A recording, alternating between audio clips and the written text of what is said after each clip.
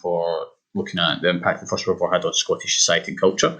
And to allow us to do this, we're going to be looking at the impact that the numerous amounts of casualties and deaths had on Scottish society, personalities of people back home, and how they reacted to the war. So that's our plan for this week. As usual, I'm just going to take you through, give you kind of a bit of the explanation of what we're talking about, and explain the tasks that you're going to complete this week. So, what are our learning intentions? So we're going to learn about the impact of the casualties in Scotland, the ways Scotland chose to remember the lost, and how returning soldiers were supported. Okay, so this week what we're going to do, we're going to be working on how do we take our information that's contained in the PowerPoints and modify that into new formats to help with our revision for this. So our success criteria, you can describe at least one impact that of casualties had on Scottish society. You can describe at least one way that Scotland chose to remember the lost, and describe at least one way that returning soldiers were supported in Scotland. Right, so why do we need to learn this? Now, as you're probably aware, commemoration of armed forces and the war effort, etc., is still very prevalent in Scottish society today. Every November and the months before and after, you'll see people wearing poppies. You'll also see maybe war commemoration services, etc. So it's good to know why these memorials came to be, and it's for us to think about, well, why did they decide to organise these memorials and poppies, etc., in the fashion that they did? Because what these symbols do is they stem back to the First World War, and that's where they find their origin. Right, so when we think about Scotland's loss in the First World War, where did that demonstrate from? How many soldiers did Scotland actually lose? Now, what we've got here is a quote from a famous Scottish historian called Tom Devine.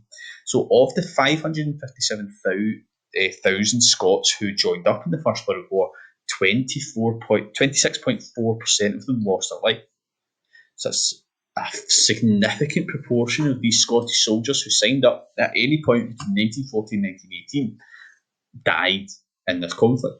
So this is a lot higher when we compare it to the death rate of the overall British Army that would include all the nations who fought under the British flag, of just 11%.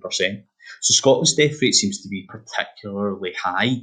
And what we're thinking about here is, well, what impact does that have on the people back home? Because remember, this is just a number. If you think about 26.4%, it's just a number. It doesn't mean anything to us. But every single person who lost their life meant something to someone back home. It was a father, it was a brother, it was a husband. So this had a lasting impact on people's mental health and psychology and their memory that they had of the First World War. So, if you think about the casualties, why are they so high now? A lot of historians debate over this, and the debate over it is it as accurate as that? Because there's a number of different sort of kind of issues around that. And some issues around this is this idea of double listing. So a lot of Scots at this time had actually left Scotland to move to other parts of the British Empire, places like Australia, Canada, for example.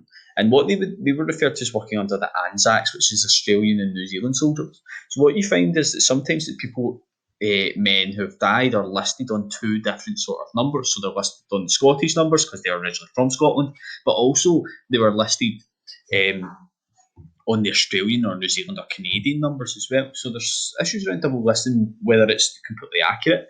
There's also other issues of it could be higher because a lot of soldiers were never actually found. Their bodies were never found, so they couldn't be counted. Also, there's post-war issues of the number could be higher as well, as it's difficult to calculate of those who died as a result of wounds received in the war, so maybe an old war injury of an amputation, etc. But there's also sort of experiences in the war that might have led to an untimely and early death for them. So mental health difficulties like issues around post-traumatic stress disorder, or issues the effect of gas has on lung health, etc. So what you're going to do is you're going to answer these two questions for me. So the first question is, what percentage of Scottish soldiers lived in the war? And then why is it so hard for us to know exactly how many Scottish casualties there were? So when you're there, you're thinking of things like double listing. You're thinking of things of how it's difficult to actually calculate the numbers when you think about those who have returned in the post-war era. Okay, so let's then break down the numbers on the actual Scottish regiments. Now, the regiments are the individual groups that Scottish soldiers fought in. So there's a number of different ones like the Royal Scots, the Black Watch, Scotland Highlanders, etc. So what I've given here is giving you a breakdown of each regiment and the next amount of losses that they have. And what you're going to do is just take this sort of mind map and you're going to edit it and just put in the numbers for each specific Scottish regiment, the amount of men that they lost in the First World War. Now, what we are now going to think about is, again, like I've said, is not just the numbers, but how these numbers are an individual and how these numbers have an impact on each person. And one of the, if we think about the ways in which men were encouraged to join the war in the first place, was this idea of fighting with your pals in the pals battalions. And as a result, and if there's a significant loss in a battle where they're all this particular sort of regiment or grouping are wiped out in the First World War, that is a full town's worth of pals lost.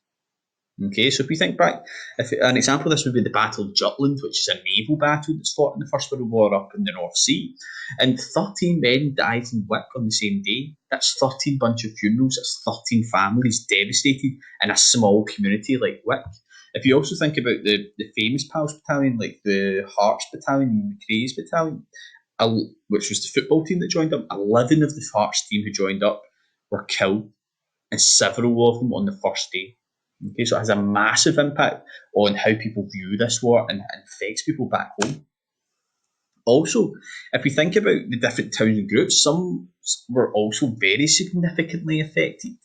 In particular, the kind of industrial towns that are and cities that are around Scotland. So if you think about Glasgow, so the city of Glasgow lost 80,000 men in the First World War, so 157 of its population. The death toll in Dundee was 4,000. It was 180,000 population. Universities are also majorly affected, because what you find is that a number of people, especially lecturers, people who work at universities, join up at the university, and around 2,000 people died who had joined up from the universities. Also, the islands are majorly affected. The Isle of Lewis nearly lost about 1,000 men in the First World War. So a small island losing such a significant proportion of its population. And quite often what you find is when we think about Scottish history, we very much focus in on the big cities like Glasgow, Edinburgh, Dundee, Aberdeen, etc. And we neglect to look at the kind of impact that the islands have, but the islands have a massive sort of loss in the First World War. So if you look at the Western Island population in 1911, it's around 46,000, and near enough 2,000 men lost their lives. Okay, so the percentage loss in the Western Isles is around near enough 4%, which is a lot higher than the rest of the UK's percentage loss. And if you think about the way the island societies are organised, it's very much based around community working together. And this would have a majorly significant impact on people's mental well-being. So what we're going to do here with this task is you're just going to look at the different proportions of towns and cities and how much they lost in the First World War, and you're just going to, underneath each heading of this mind map, you're just going to note down, so what was the casualty figure like in Glasgow, what was the casualty figure like in the Western Isles, what was the problem with the Pals Battalion, why did it make losses so significant. Now, if we put this into perspective, if we look at something like Wembley Stadium, 90,000 people there. If every single seat is filled, that is only around 2/3 of the amount of people who died from Scotland in the First World War. So a really massive, significant proportion of people who went to war, maybe in 1914, who didn't return. And if you think about when they went to war in 1914, they went to war in 1914 because they thought it would be over by Christmas. They thought they were going for an adventure with their friends, and it didn't turn into that. And this has a significant impact on how people view society and moving forward for a number of years and their viewpoint on the First World War. Now, because Scotland has lost a significant amount of people, in the kind of post-war period, there's a real discussion around how should these people be remembered? How should we commemorate their sacrifice that they had made? And what you find initially is that local towns and villages, usually around churches, start to build memorials to their war dead in their local community. Okay, so that they're really, and there was this real sort of idea of the First World War becoming to be known as the war to end all wars. So what they were wanting to do is build these memorials because this would be the very last war that would ever be fought at this time. The second one of how to commemorate is a symbol of the poppy. Now the poppy would be worn throughout November because November is when the war had ended, and then the 11th of November 1918, and holding a minute's silence on the Armistice Day in 11th of November 1918. And the third organisation that initially sets up to commemorate is an organisation known as the Imperial War Graves Commission, which is now known as the Commonwealth War Graves Commission.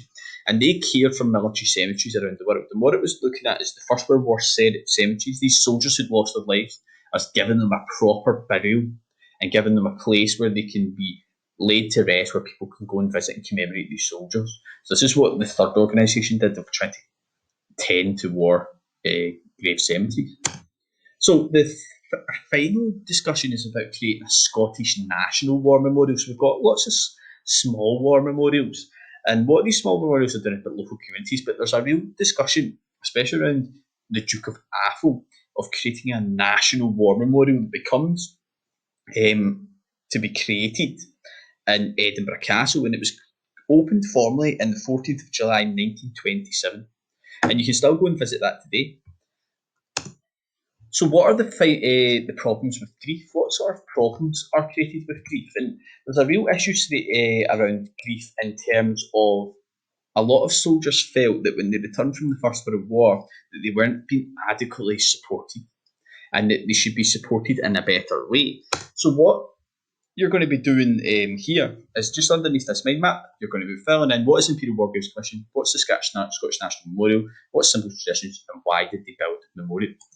Okay, so how were the soldiers who returned, how did they find returning to civilian life? And what you find is that these men, their lives are changed forever. They might come back with physical difficulties, or they might be really damaged psychologically.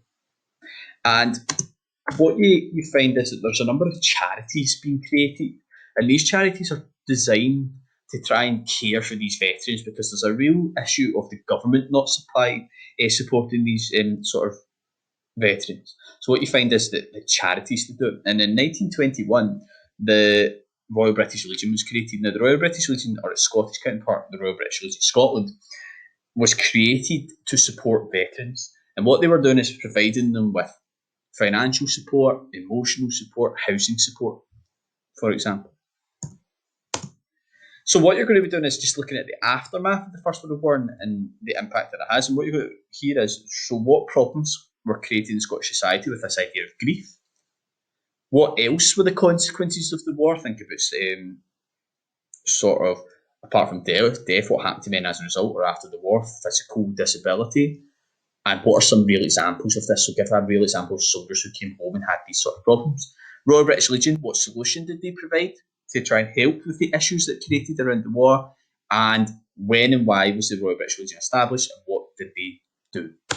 Okay, and then the final task that you're going to complete this week is just a quick quiz. I've put a Google form on. These are the questions that are on the Google form. You're just going to write your answers in the Google form so I can just get a quick idea of how people are getting on with this before we move on. Okay, so this is our final task for this section on society and culture. What we're going to do next week is we're just going to do a task to kind of join all of this together. And to help us then move on to our next section is looking at the impact that the First World War had on Scottish industry and economy. So I hope this video is helpful once again, and it allows you to think about the impact that the First World War had on the ideas of commemoration and casualties and loss.